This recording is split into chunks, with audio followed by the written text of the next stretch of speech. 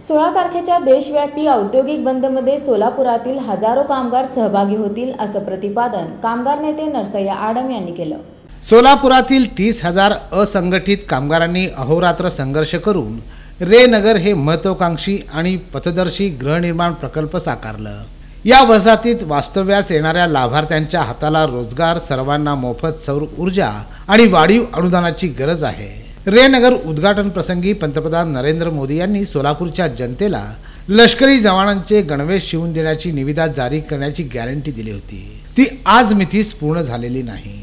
येत्या 16 फेब्रुवारी रोजी केंद्र सरकारच्या विरोधात देशव्यापी आंदोलन बंद हाक दिली असून त्यात हजारोच्या संख्येने सहभागी होतील आणि जनता विरोधी धोरणे राबवणाऱ्या मोदी सरकारला आगामी काळात पाय उतार करायला भाग पाडतील असा दावा माकपचे ज्येष्ठ नेते आणि माजी आमदार कॉम्रेड नरसय्या आडम मास्तर यांनी केला आहे।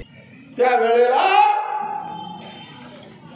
केंद्र सरकारचं 2.5 लाख रुपये सबसिडी होती, राज्य सरकारचं 2 लाख रुपये सबसिडी होती आणि पायाभूत सुविधा करता 25% रक्कम म्हणजे 25,000 रुपये असे सगळे मिळून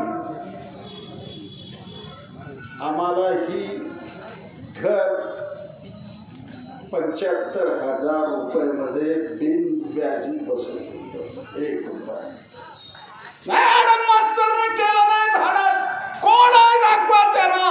आज गोदुताईमध्ये 10,000 घरावी दिला, 1 रुपया सुद्धा त्यांच्या डोक्यावर कर्ज नाही, 1 रुपया। बुधवार दिनांक 7 फेब्रुवारी रोजी सिटूच्या वतीनं लढाऊ रेडीमेड शिलाई व यंत्रमाग कामगारांचा मेळावा पार पडला। यावेळी आडम मास्तर बोलत होते।